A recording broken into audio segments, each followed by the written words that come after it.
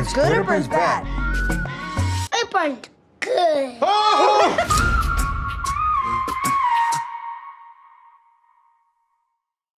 Will do.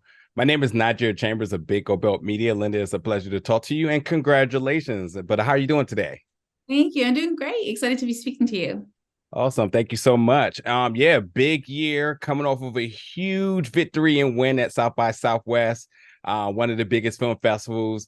And then now getting your release date here for Disney and Disney Plus, June 9th for your new film, Flamin Hot. We do have a little bit of time, but I have some very important questions, and I definitely want to make sure I give you your flowers along with your co-writer in Lewis. I would love for you to talk about this collaboration and getting this film done. Yeah, well, I actually never met Louis. I hear he's wonderful, and he, built the foundation of what we started with.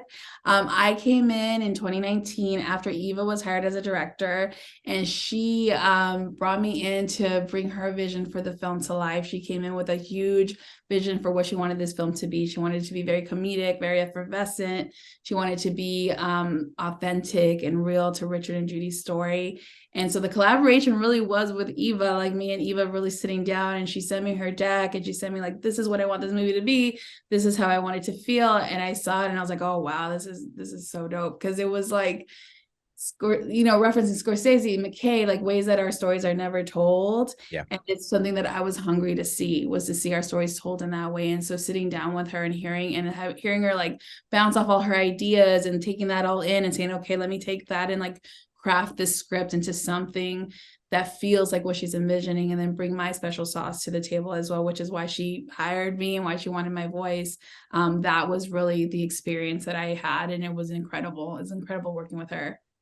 Yeah, and you know what? I'm just going to just add a little bit of extra to that. I'm acting like I was there or something, but I will say, like looking and researching and looking into your previous work, I couldn't help but to notice that, as you mentioned, you and Eva have spent a lot of time, and even during the pandemic, and then throughout the pandemic, which tells me that everything you're saying and creating that bond and that trust really helped set up this foundation. I think that's amazing. I think that's why this film is successful, because you just hear from everyone involved that like there was a lot of heart, there was a lot of authenticity to it, and beyond that, there's a really good story being told, which sort of goes into my other question I was going to ask, because yes, you did mention upon taking Richard's and his wife novel, bringing that to life. Could you talk about some of the tweaks or changes, or shall I even say some of the enhancements from that into bringing it to the screen? Yeah, I mean, like really so much of what we put on the page was it came more from conversations with Richard and Judy than anything else. Like the conversations Eva and I had about what we wanted the film to be, what themes we wanted to depict, then, drove us to what the questions were now for Richard and Judy. And so then when we met with them and we did interviews and I would call them, I knew what to ask. I want to know more about like that background, Judy. I know you had your Cholita days. Tell me a little bit more about that. David Haysberd's character, Clarence C. Baker, based on a real person in Richard's life that I was able to get out of him in an interview. He had not mentioned him. And then one day I was really digging into like, who were the factory workers who inspired you, motivated you. And he talked to me about him, and his name was really Charisma. His middle name really was Charisma in real life. And he was a very complex man. And that was really how it was. And so when he told me that story, I was like, oh my God, like that person needs to be in the factory. It needs to be a part of the moment on the factory floor where he says, listen to all the machines. Really happened. It really happened to Richard. He really told him, can you hear the machine here? When he told me that story, I was like, oh my God, what a cinematic moment. I was like, yes, that's in the script. So I was always digging for those cinematic moments, because I knew that even I wanted the film to feel like a great epic like film. I wrote it as if it was a superhero film to me. It was like, how does this man go from a nobody, Clark Kent, to Superman? And like, that's what he does. And his superpower is his culture. Yeah. That's amazing. That's amazing. I hate that I got like a little bit of time on that, but I really, really got to get this very important question in. And you recently said in an interview about being a Latina in Hollywood, and you quote saying it being hard.